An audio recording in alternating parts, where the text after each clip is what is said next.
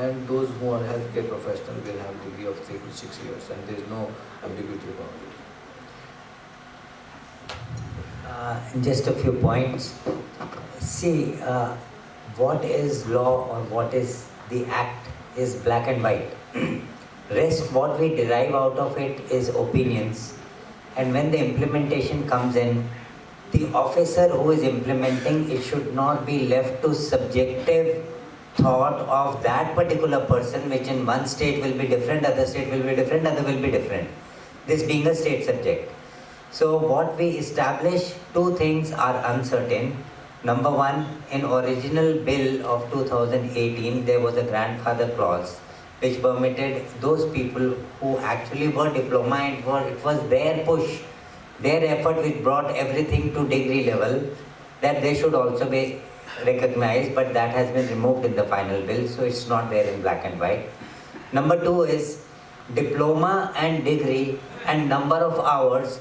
All these four factors have brought in a lot of gray area, overlapping area, ambiguity and different interpretations.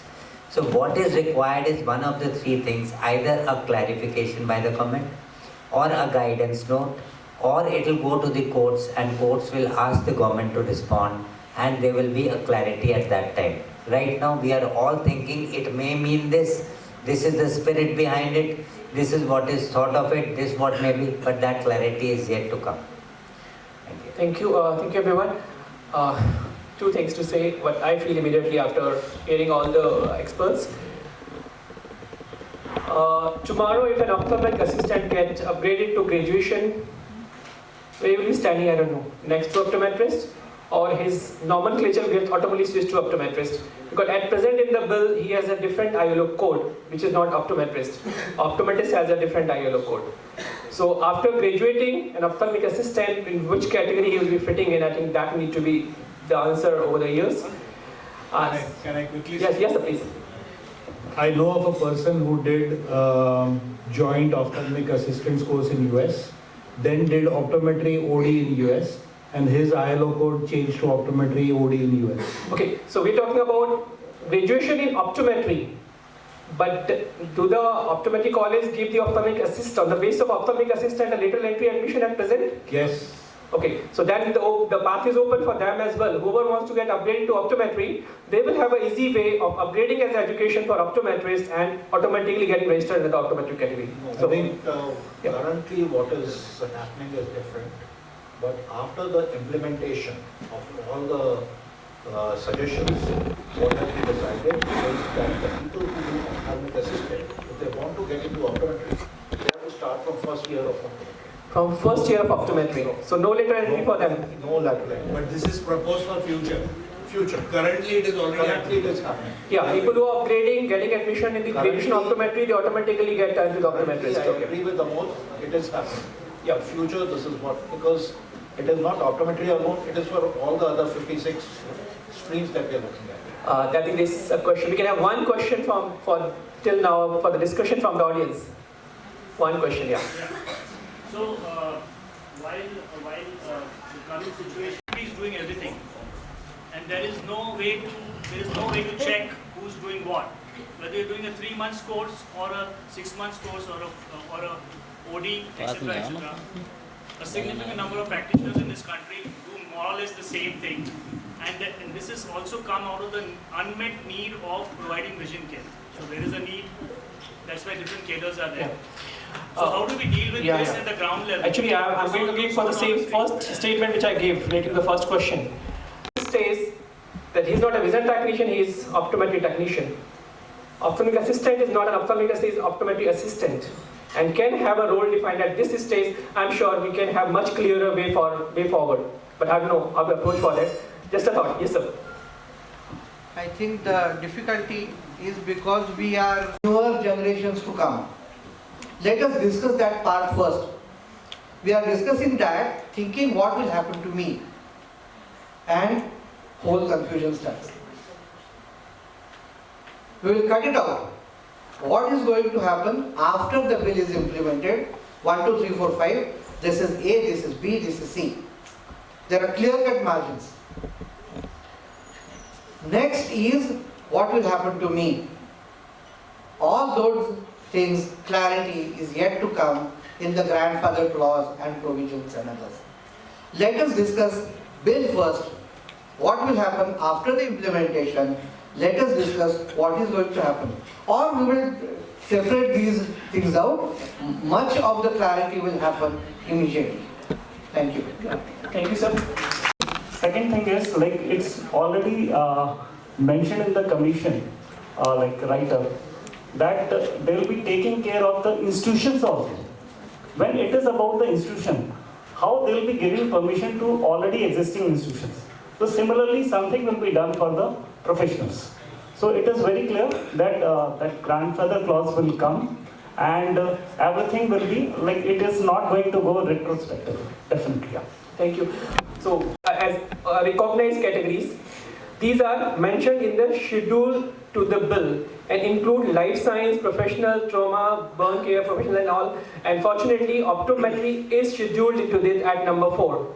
So for that, it is there. If you see the schedule of that, they are ophthalmic, at the point number 5, with the name of Ophthalmic Science Professionals. And it includes optometrists with a code of 2267, ophthalmic assistant with a code of 3256. 3256 code actually specifies another category in the same bill, that is medical assistants at present, okay? And then the vision technician 3256, the same code what is being given to the ophthalmic assistant.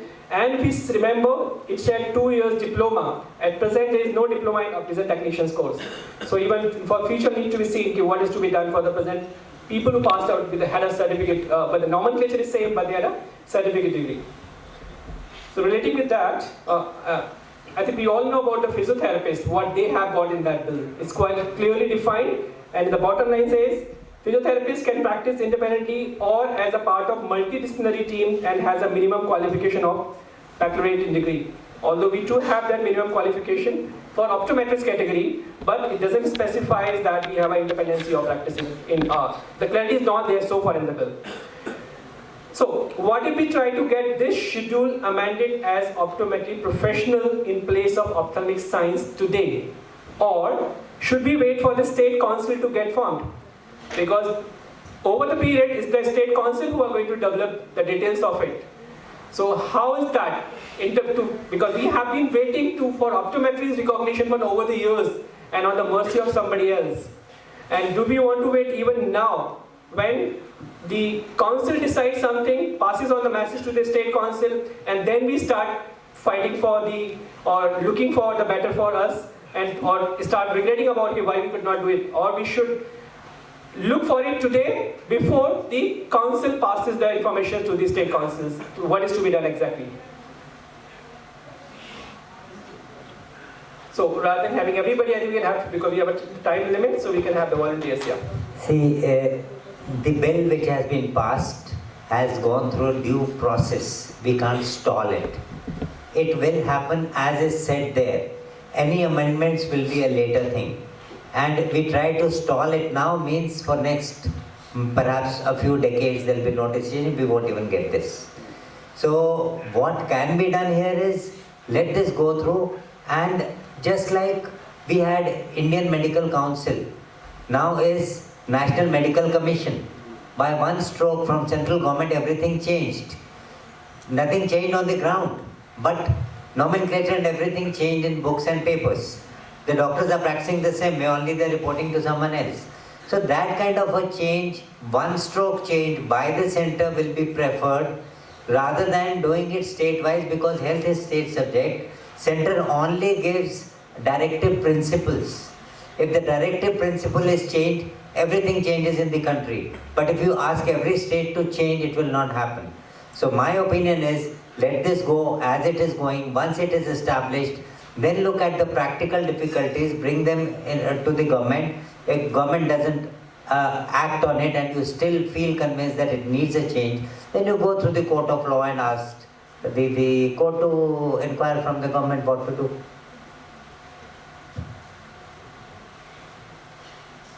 Yeah, thank you, sir. Physiotherapist का discipline क्या है bill के अंदर sir?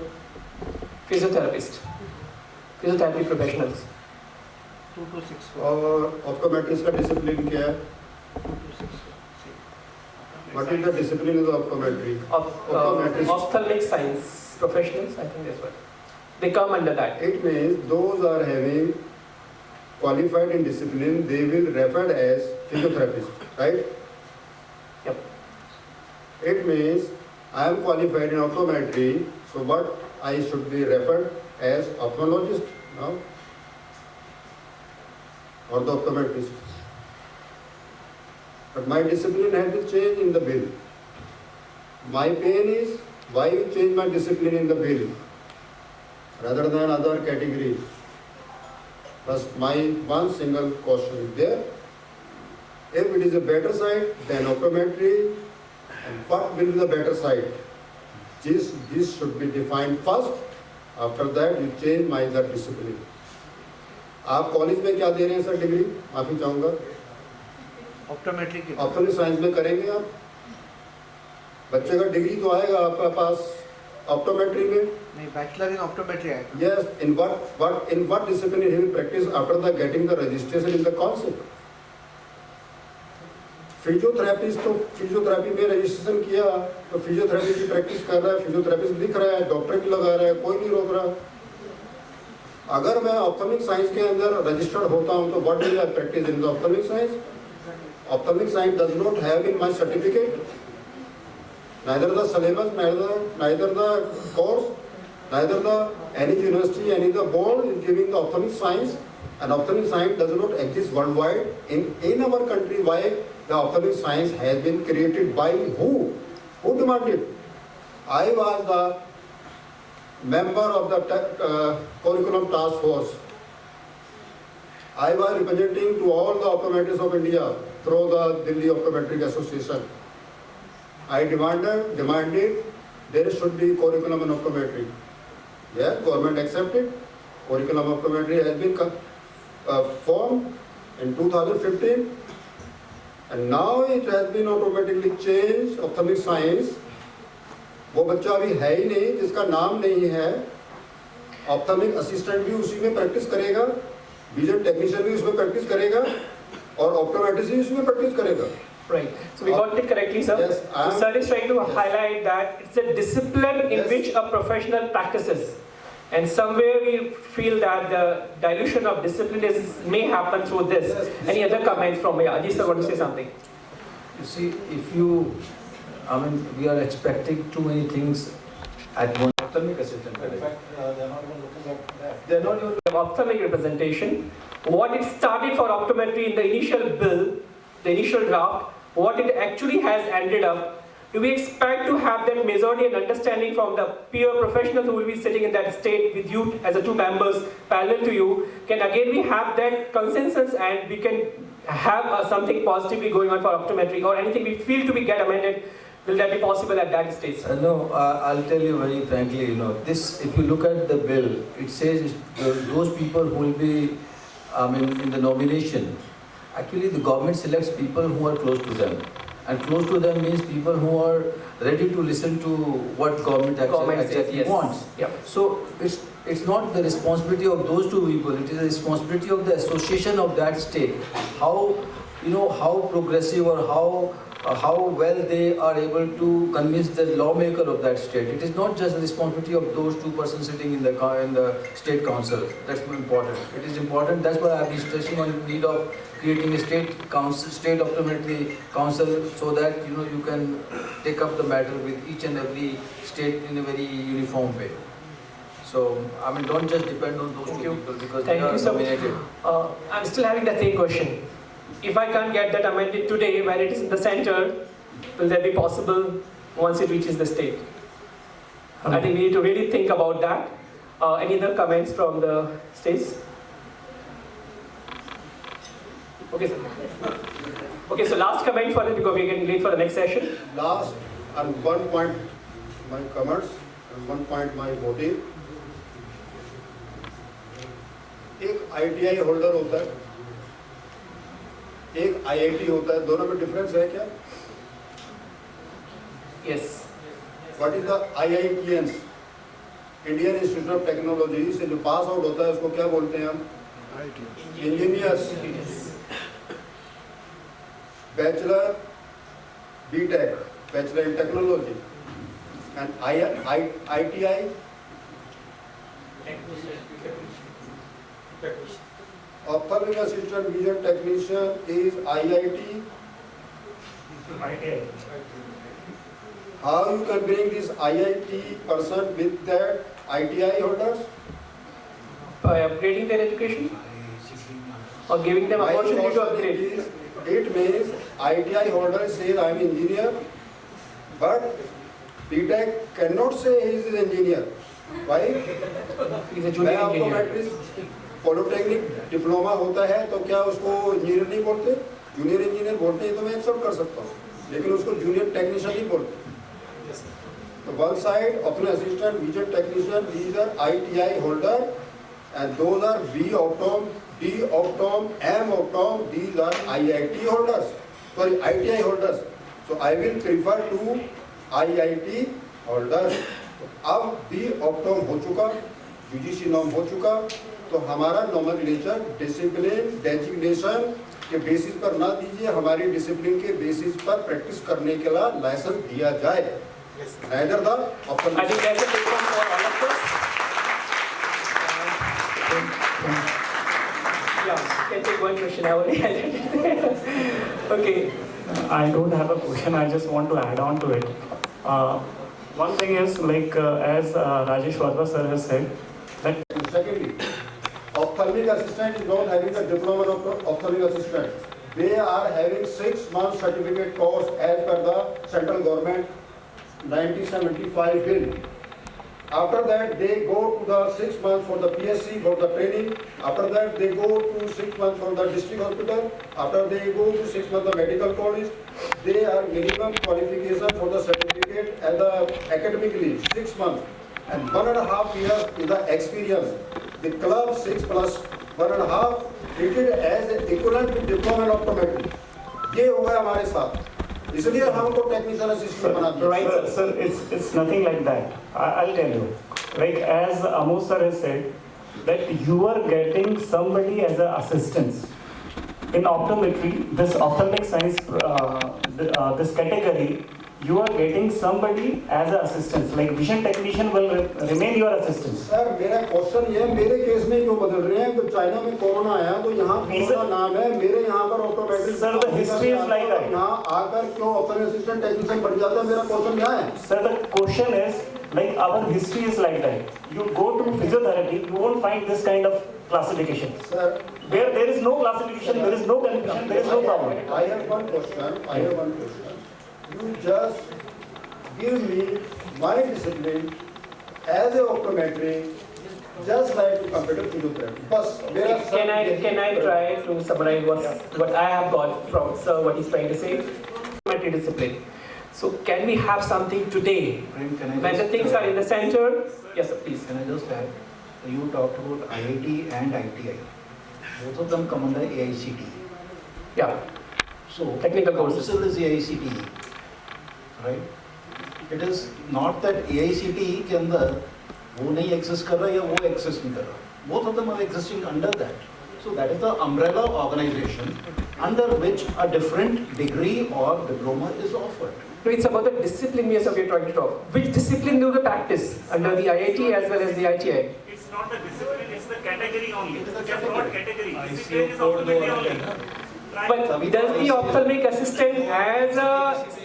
Just refer to the 10th category. You will find almost 10 professions are included in that. I'm just elaborate something. What is the name of that? Now 56 professions. Sir, I'm just elaborate the guideline of the ILO within the 2 minutes. Okay. Okay, last point of discussion.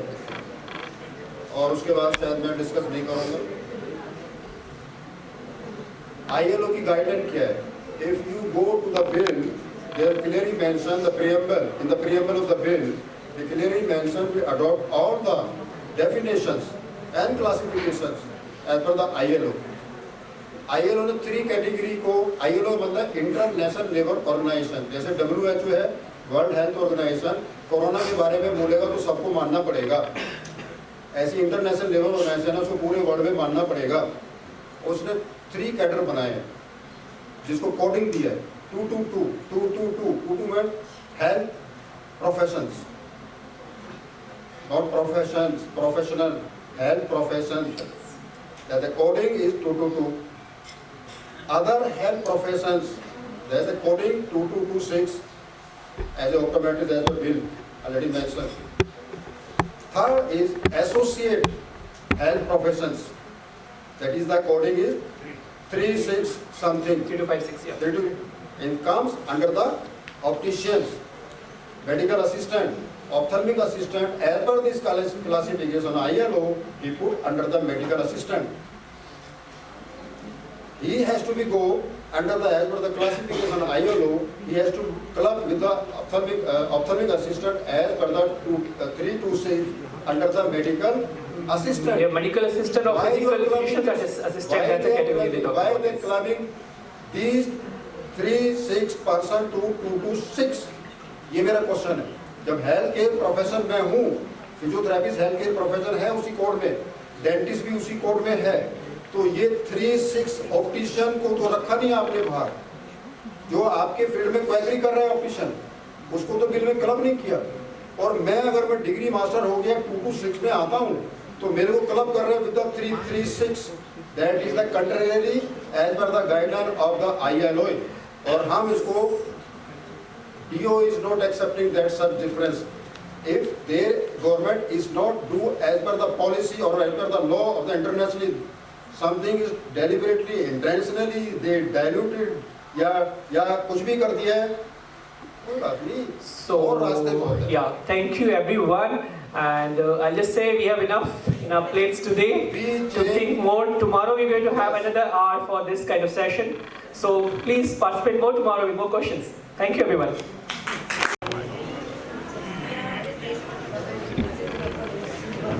Such a wonderful panel discussion. Thank you so much, each and every one of you.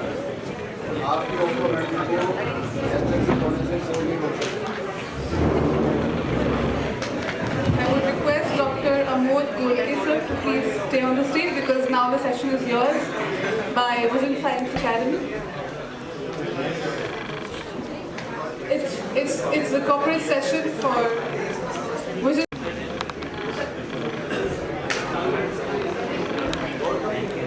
You have to audio.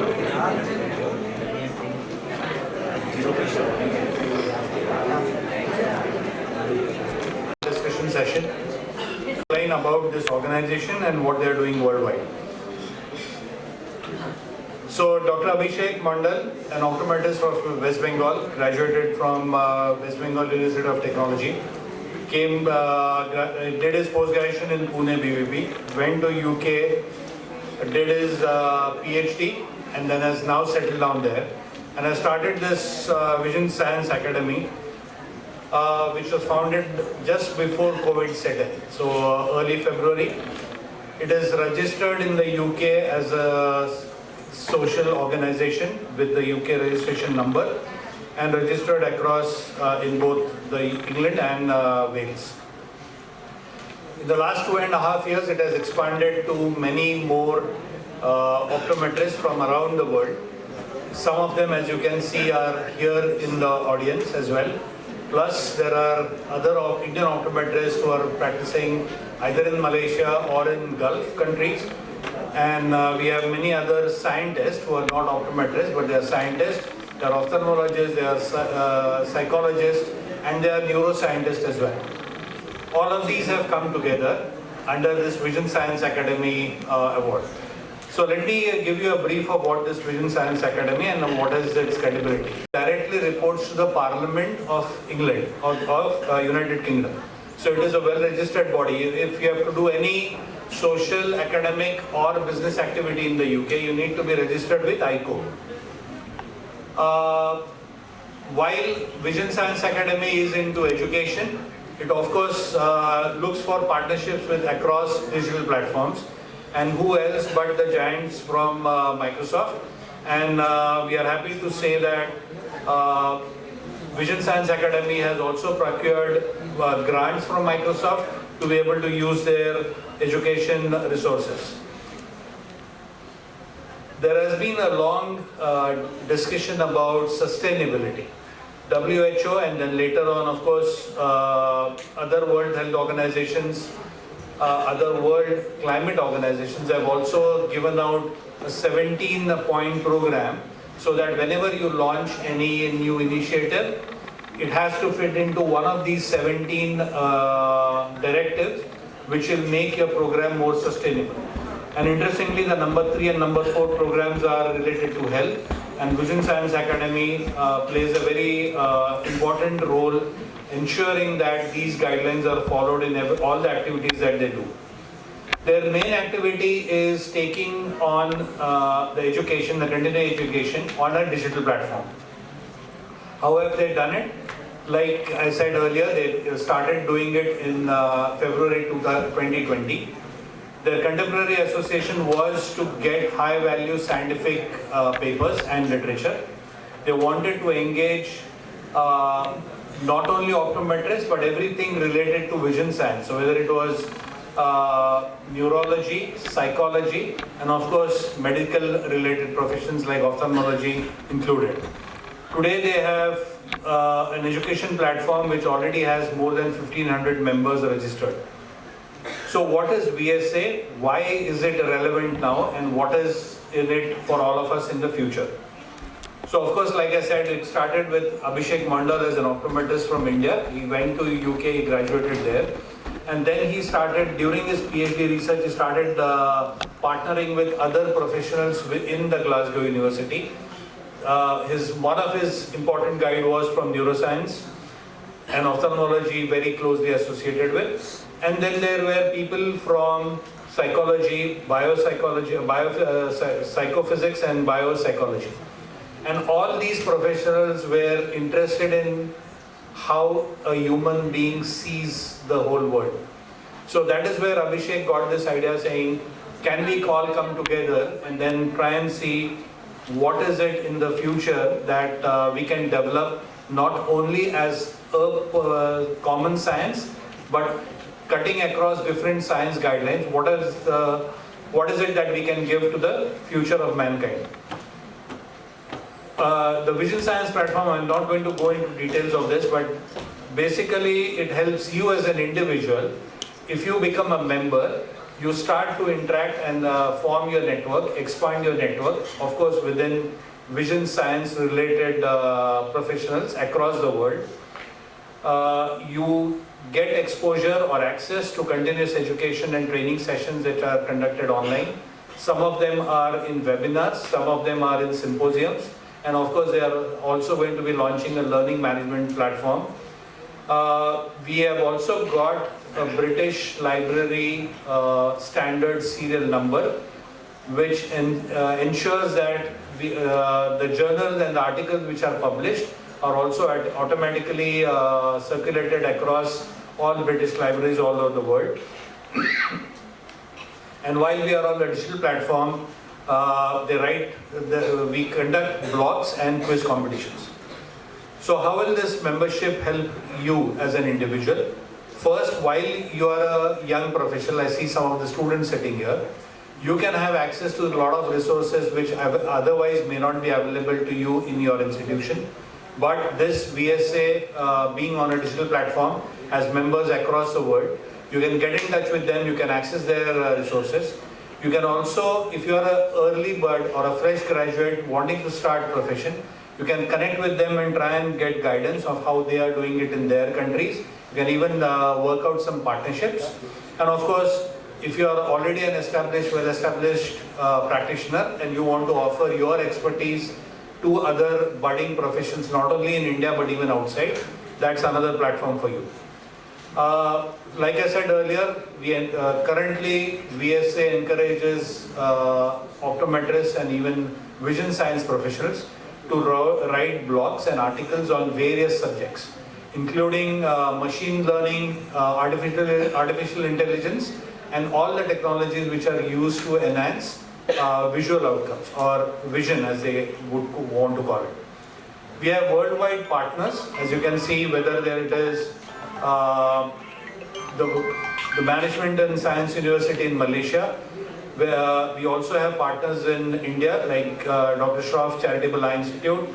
We have a few industries or small companies in the UK like Ecotic London and Ocular Interface, which also provide small sponsorships so that when on a monthly basis competition winners can be awarded and encouraged. And these sponsorships or these awards are in smaller denominations of about 5 to 10,000 rupees. But on a quarterly and on a half yearly, there are larger competitions with bigger size awards being given out. Engagements, again, I won't go into details. I've already told you about the blogs. We said that we have received the ISSN number from British Library, so automatically articles and blogs which are published even in hard copy print get circulated, and there are international events and contests being conducted. Currently, the organization is in a very nascent stage. We have about 1500 plus members globally. The VSA is present on Instagram, Facebook, LinkedIn, YouTube and Twitter. Twitter we have only recently started, so we are only in double-digit numbers there, but growing stronger. And I'm sure after this particular conference, you will have many more people logging in. There's a small video that Abhishek has sent, which will give you an outline. Never before have we witnessed educational disruption on such a large scale. Universities uncertain about future on-campus education, which is severely impacted. Extensive and innovative research-based education, which aims at updating vision science students and professionals with the latest advancements and skills in the widely popular science of vision care at the comfort of home. VSA offers students and professionals to publish trending blog articles and scientific papers, attending clinically relevant CE courses and on-demand scientific talks in order to enable to reach the peak of perfection and treat and prevent vision-related diseases effectively. Get exclusive access to the job board, connect with peers from around the world, and many more. Stay safe and stay updated with Vision Science Academy. One of the important things that all students can benefit. This is the last slide, sorry. Okay, so VSA team encourages all of you to scan this code. It is also there in your brochure. There's a single one-pager. You can scan that. Go on to there is a basic membership which is completely free and you get limited access. Then there is a premium category annual membership. Translated, a full membership costs about 50 pounds. Translated in Indian rupees, it works out to about 5,000 rupees. In today's dollar rate or pound rate, it may come actually lesser. 1 pound is not 100 rupees, 1 pound is 92 something. And you get a 50% off. So maybe somewhere between 2200 to 2400, you can, if you enroll today or tomorrow, you can pay by your MasterCard, Visa card, American Express or PayPal. Or if you have your debit cards and credit cards, you can try and use that. We encourage you to take advantage of this offer. And if you have any more questions, please reach out to the email address given below. Of course, when you scan, you will be taken to the VSA website. Otherwise, the website address is given at the bottom. Thank you so much.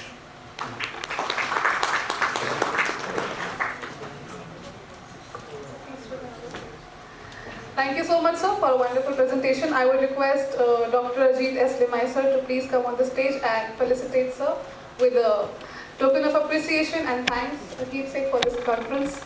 Thank you so much for your wonderful time.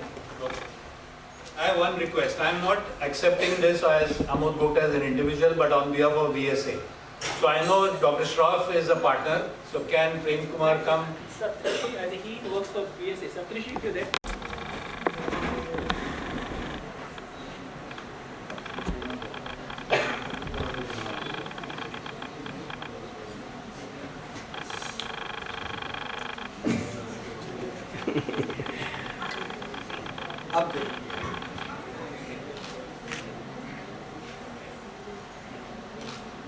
Rajesh, can you click a picture and send it to Abhishek immediately? हो गया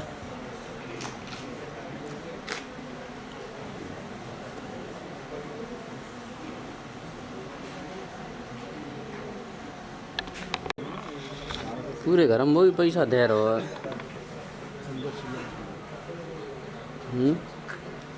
पैसा है तो भैया वही दे रहा है। I'm standing over here and will be delivering a short talk on the role of optometrists in the prevention of blindness. Since morning we are hearing from the experts, and I don't think much is left, so which I'll be discussing. So I'll be closing my talk in next 5 minutes. I'll try my best.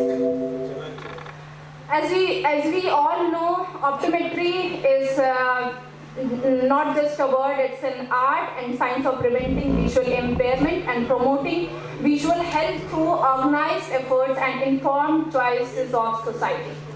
It is based on the principles of reaching out to those in need and providing them help, making use of local resources and providing services to the area which may or may not be the regular access to the services. So it's a huge responsibility on our shoulders. So I'll not be discussing in depth about this slide because we all know what is blindness and what does the WHO says and how does the WHO define the blindness. So we have the different classification of blindness, starting from mild visual impairment to the total blindness. So we have categorized as per the guidelines shared with us based on the different visual acuity. So if I talk about the data of the blindness and the visual impairment across the globe, so I just put my effort and try to get this data from different sources, and which tells us that the distribution of blindness and the visual impairment across the globe ranges from 13.5 million to 301.5 million. So it's a huge thing and it's really impacting the society. And I would say the point of contact, we are the optometrists, and responsibility and the duty is also comes to us only. So there are several reasons for the blindness and the visual impairment, which is well aware to us, which starts from cataract, glaucoma, trachoma, refractive errors, onchocerciasis, vitamin A deficiency, diabetic retinopathy, age-related maculopathy, and there are also in the list. So if I talk about the vision loss growth since the past and till date, so it's if I talk about the 1990, which I could get the data, so it was 568 million. In 2020, it's became 1106 million, and it's expected that by 2050 it's going to be 1758 million. Eye health, why it matters? So the audience and we all are the optometrists, so who knows better than us that what the eye health means to the people. The good vision and eye health unlocks people's potential. And eye health is essential for achieving the sustainable development goals, which is the trending topic of discussion at present. So eye health is essential for achieving the sustainable development goals because the poverty is both a cause and consequences of poor eye health. And women and girls are more likely to have vision loss and experience additional barriers to eye care services. I do not have the clear reason about behind this thing, but it is like this, especially in India or the developing countries. And improved eye health can increase household income, which is in turn reduces hunger. Good eye health and vision promotes inclusive economic growth, employment, and improved living standards, of course. Eye health is the key to ensuring good health, mental health, and well-being. Eye health has positive impact on social enrollment, educational attainment, and learning. So the journey towards accessible, high-quality eye care, it's a milestone which was started 1999 with the Vision 2020 Right to Sight Global Initiative, World Health Assembly Resolution on Prevention of Blindness, then Universal Eye Health Global Action Plan, 2014, and then World Report on Vision. And there are many other programs which are running so we can get rid of this blindness. So, as I said, it's a huge responsibility on our shoulder, optometrist shoulder, to get the society free from this blindness. But if I talk about the median optometrists per million, so the data which I could collect, so it's a self-explanatory slide which you all can see. It's a very less number. So being an optometrist, what all we can do in preventing the blindness? It's a public, we can contribute in the public health, provide affordable services and spectacles, health promotion, community education, vision screening, and also, as we heard in the morning, that it's, we should do and we should go for the grow practices, advocacy, and the leadership, of course. But there are the challenges along with the opportunities for the global optometrists in the next decade, which comes under the integration in services for all.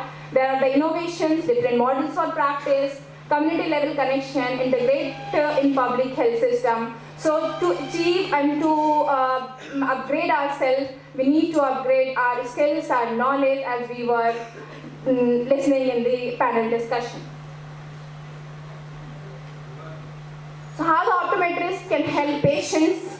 So there are multiple ways to help our patient if we genuinely doing our duty with the honesty. So these are just a few points, but there are many points and many ways, methods through which we can help our patient. There are no limitations.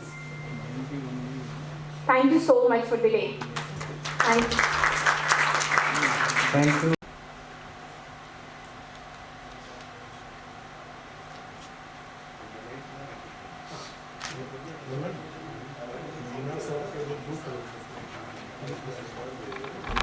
A house was on fire and a water pump was brought in and was quickly installed by the plumber. And people felt very happy. But then it was realized that there were 3 wires, red, green and black, and plumber didn't know what to do with it. So immediately an electrician was called in, critical time was being lost, electrician put up the fires, but still the issue was not solved and it was shaky. Why was it shaky? Because he didn't know how to put on the plumbing valves now. What's the diagnosis of all this? Diagnosis is that the plumber and the electrician had been trained in a watertight concept. If any of them had taken some training in other disciplines, results would have been more desirable. We have recently heard about 2 or 3 weeks back that Nobel Prizes were distributed and a lot of coverage in press was there. And I came across this one, which tells us Nobel Prize most often goes to researchers who defy specialization, who don't just specialize and super specialize in just one. And another very interesting line is this: winners are creative thinkers who synthesize innovations from varied fields, including hobbies. One of the Nobel Prize winners had taken idea that when he cuts off 2 stamps which he collects as hobby, there is a serration, and that serration is the weak link, and he used that in his scientific research. So we get ideas from there. So multifaceted knowledge is good. Looking at what we do if we go in for a vertical continuing education, we as optometrists focus on optometry education throughout our career.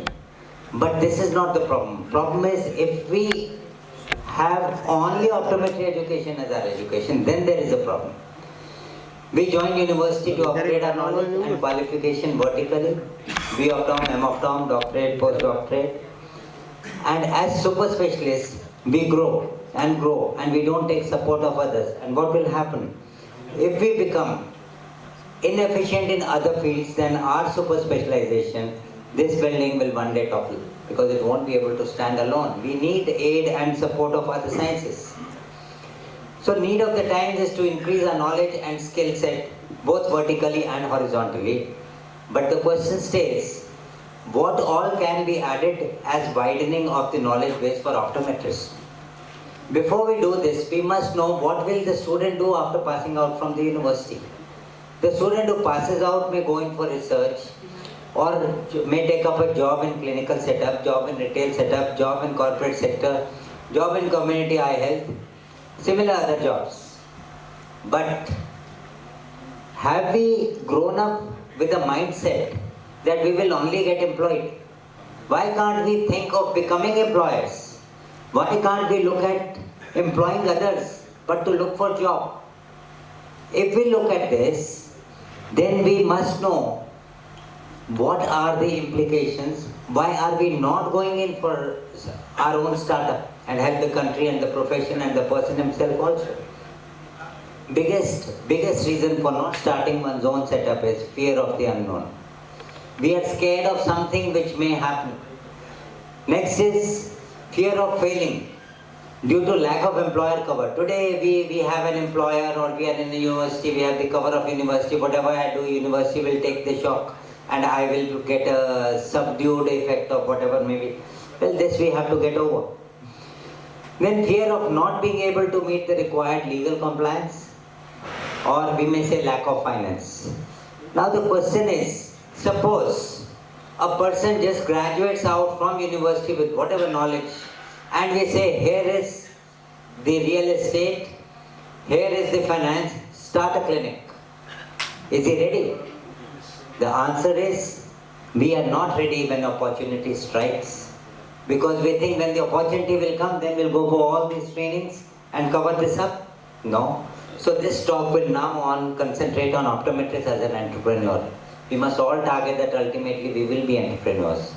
So I am putting up 8 real life scenarios here, which will tell us what all can be the issues as we go into practice and what we can do to cover this up. Problem 1. If I start my own practice, do I need a municipal license? I get this kind of call from all over country. So many students, so many people asking me this. What all can I practice independently? What kind of taxes are involved? Do I need a GST registration and file income tax returns? Answer is not as complicated as all these issues, and the answers will be ready in mind. You don't have to research them after you pass out. Problem 2. My staff delivered wrong packet of contact lenses to a patient. Is that my fault? I had labeled it correctly. My staff gave it away wrong. So what? It's not my fault. Well, what does the law say? Law says yes, it is our fault. It's vicarious liability. When we are responsible for the actions of every subordinate we have. So when we are liable because of action of another person, it's called the vicarious liability, and we must know the common law for this. Again, one lecture on that, we'll do that. I delivered contact lenses with good clinical work. Patient returned after 5 years with an ulcer. Am I liable? I had given it 5 years back. What does the law say? Law tells us this was not enough that we gave the lens with good clinical dispensing. We had forgotten to give the follow-up schedule. And this is a deficiency of service under Consumer Protection Act. Every patient. We just need to know the applicable law. Problem 4. I listed my name in an online directory in bold and also put up a big board which advertised my practice. I received a notice saying that this is not permitted as per Code of Ethics. What does the law say? Professional optometrists cannot advertise. We cannot advertise that I am very good, I do this, I do that. No, that's not professionalism. So we must have knowledge of the professional ethics part of the prescribed professional law, which is our NCAHCP Act, and the rules which will come up now. Problem 5. If I start my own practice, will people just walk in by word of mouth? Do I need to advertise? How do I do social media marketing? Answer again, very simple. Learn marketing and management of social media. My neighborhood optical shop is advertising huge discounts, while I do not wish to do that. 30% off, 40% off, don't know how they do it, what they give.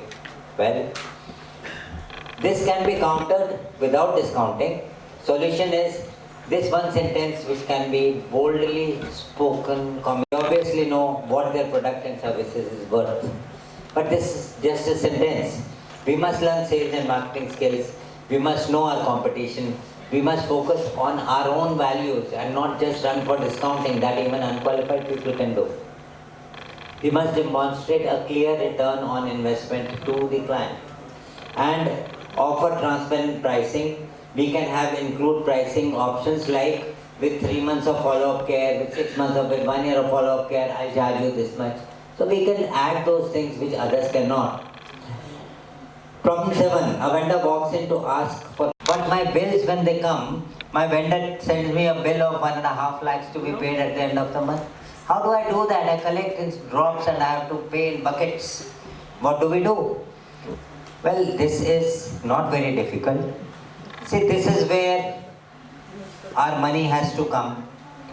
At a certain time, we must know all sources of money, what time they reach here, this is my sales revenue, this is my credits which will come to me, which I have sent to people on loan, I have given things. These are from my savings, these are from my other sources. And at that particular time, all will reach here is what we need to do. And this is called financial management. We can all plan it out. We know at this time that bill will be due for payment, so we start making small FDRs which will encash at that time or whatever. All those tricks can be learned. These were just a few examples. Other subjects that an optometrist can be introduced are logistics and inventory management, community eye health, biostatistics, human resource management, and also sociology and psychology, how to deal with elders, how to deal with children, material engineering, whether this particular contact lens with high decay will warp easily or more difficult, shall I shift to this, not shift to this, written communication, my electricity bill suddenly came as 6 lakh rupees, how should I write back to my suppliers of the electricity board, whatever. Then we have nutrition and optometry, telemedicine, commonly used software like Microsoft Office. All this we must study before we leave our university. Not take too long, just about 30 seconds more. Professor Salung K of Rajasthan University once said, Indian education system has cocooned different disciplines in watertight compartments without any interdisciplinary approach to addressing problems of the environment. Now this is just a concept and that is what we need to break. I was told long time back when I was a child that the 3 professions whose aid we will always need and we have to trust them are the medical, the legal and the accountancy or the chartered accountants. And we must have some knowledge. We tried that out, although it happened just by chance for me. For medicine, I did study optometry and zoology. For taxation and other things, I did management. And for other factors, I did study law. But that's not required for everyone. 1 lecture on each will be done. And it is strongly recommended that universities add such subjects to their program for better tomorrow of the students. So let us study beyond optometry and break the barriers of watertight education. Thank you. Thank you, sir.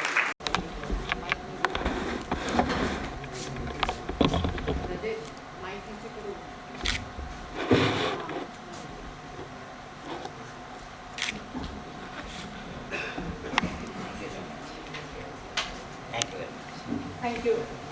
Going to academics and so on. And this is typical optometry career growth, right? You can have that chart later. It is important also to see why do you want to become an optometrist. Most of us wanted to do something in healthcare profession. We wanted to help people see better. And finally, at the end of your career, at the end of the day, you always wanted to have good financial return for everything that you do. I just hope that this animation works. Let me see if it does. Yeah, okay. So when I look at optometry journey, I have broken down into ideally 5 different streams, but for today I have summarized it into 3. The budding optometrist, usually in this age group, earlier in the career, they are excited, they want to do more. Again, sorry, I don't know why the animation is not working. So then you go on to your second stage in your life, when you are in your core areas of your, high potential area. I'm example for us. He has been my go-to person. When I always think what should I do next, I think what has Rajesh done next at his part of that career. And today I see that he has done law, as you rightly saw in his last slide. He has done zoology, then I will not play around with this anymore. Simply, how can we increase this? Importantly, what the data privacy rules coming in every country, you need to make sure that whatever you do with your patients, their patient medical health records are to really understand as a medical device. I'm not going into details, but how does it require you as a practitioner or the people that you are purchasing from, maybe a distributor, maybe a company that you are purchasing these products from, what is it? Do you require a drug license? What are the requirements of the setup that you need to keep? And after you have given your services and your education mandated, which is Swayam, I am also a member of the Telemedicine Society of India, which came out with the telemedicine practice guidelines. They had a one-day workshop, a full one-day workshop, very recently in June. When I joined HV Desai Eye Hospital, I realized that optometrists need not be only working in OPDs and specialty clinics. You can also support the administration by doing audit-related responsibilities. To be able to do that, you need to learn what is required so that when the hospital is certified by NABH, which is National Accreditation Board for Hospitals and Healthcare Providers, then that's a kind of credibility that every hospital wants to seek, whether insurance companies will accept their bills or whether it is the people from Gulf. These days you might see so many patients from Gulf and Africa or even Southern Europe coming into India for satisfying their healthcare needs. So hospitals are looking for such certifications which are accepted even on the international platforms.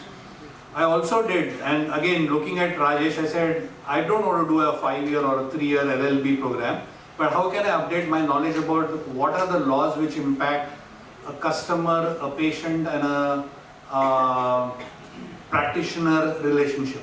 So I did a certification program from Indian Medico Legal Association to really come up to you. Swayam, I'm just giving you a snapshot, most of you would know it already. But while there is school education, and school is not necessarily under 12th standard, it is also expanding into graduation or diploma and post-graduation levels. But look at the second bucket, which is out of school education. There are a lot of courses out there which are developed by its partner institutions or councils, which are available to all of us. This is one good thing which has happened in the last 2.5 or 3 years, that all of us sitting at home wanted to do online education, and our Indian government has given us this great opportunity. There are also some post-graduation education programs offered through this. Look at some of them.